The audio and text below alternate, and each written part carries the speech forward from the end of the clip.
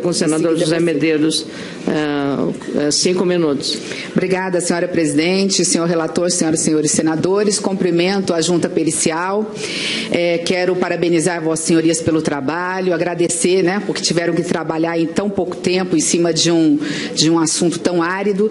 Dizer que o objetivo da perícia é esse, o objeto da perícia é analisar a controvérsia de fatos.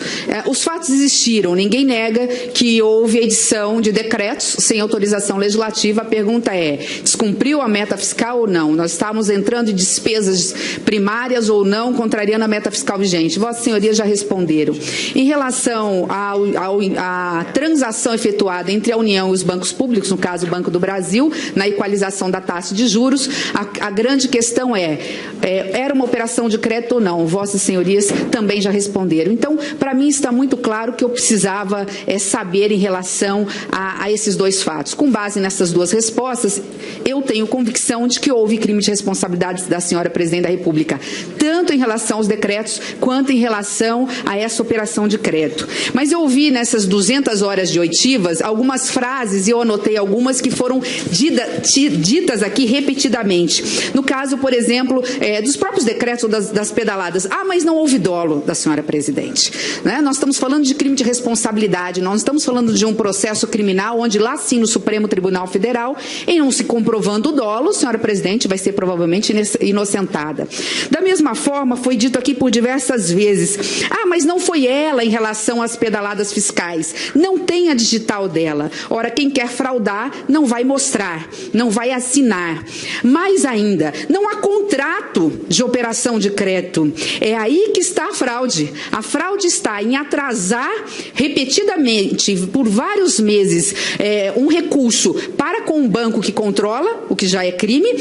Esse atraso contínuo não é só depois pagamento de correção monetária, na forma de 450 milhões, como foi apresentado aqui, mas sim esse atraso constante é sim cobrado juros. Não só a taxa Selic, mas o juro composto, TJLP mais 1%, como o banco cobra de qualquer outro banco. Afinal, é um banco, o Banco do Brasil tem corretistas privados, acionistas privados. Se não fizesse isso, o Banco do Brasil teria que responder aos seus sócios acionistas minoritários da iniciativa privada, que pode ser qualquer um de nós, e teria que pagar para eles o prejuízo que a União não pagou. Então, houve pagamento de juros. Isso ninguém contesta. Se houve pagamento de juros e se quer um contrato para assegurar ao banco que iria receber, isso ainda é muito mais grave. Isso mostra a fraude fiscal no caso das pedaladas, que eu reputo ainda mais grave do que os decretos. Mas vou adiante.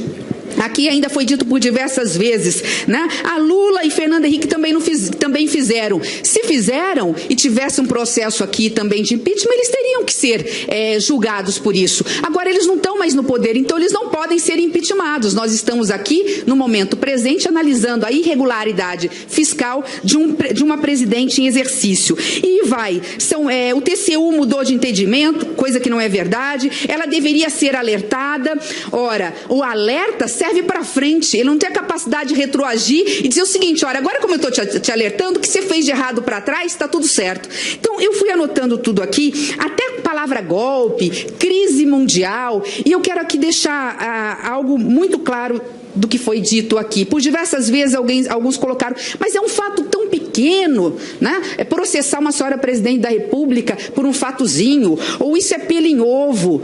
Eu quero dizer que isso é apenas a ponta do iceberg, porque nós só podemos julgar 2015. Se nós formos olhar 2013 e 2014, nós veríamos que o iceberg é muito maior. É um iceberg que teve a capacidade de derrubar um país. É um iceberg tão grande, de tanta irresponsabilidade fiscal, que praticamente quebrou esse país e nós vamos levar 3 anos para poder consertar. A minha pergunta, para poder depois concluir, havia espaço fiscal na data da edição dos decretos suplementares, portanto, que aumentaram despesas, havia espaço fiscal de acordo com a meta vigente à época da edição dos decretos?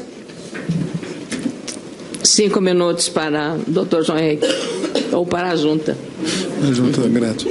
Obrigado, senadora. Obrigado, senadora, também pela oportunidade de esclarecer. Sim, não havia espaço, né? A ideia da incompatibilidade é justamente essa, né? Incompatibilidade é porque não havia esse espaço fiscal naquele momento. Senadora, 3 minutos. Eu fiz a pergunta para poder concluir a minha fala, porque aqui fala-se muito em crise mundial, que não houve uma irresponsabilidade fiscal da senhora presidente da República. Eu quero trazer só alguns indicadores muito rápidos. O primeiro dele é o PIB, 3 anos consecutivos negativo.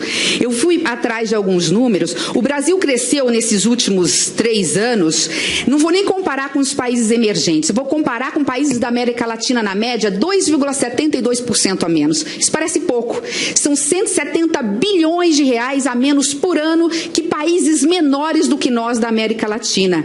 É isso que significa uma gestão fiscal irresponsável. Mas já que esse é um indicador econômico que muitos não gostam, acham questionável, eu vou em relação ao próprio déficit fiscal. O déficit fiscal não é de 170 bi negativo que o presidente Temer apresentou este ano. O déficit fiscal que nós chegamos no ano passado do governo Dilma foi de menos de 118 bilhões de reais no final das contas.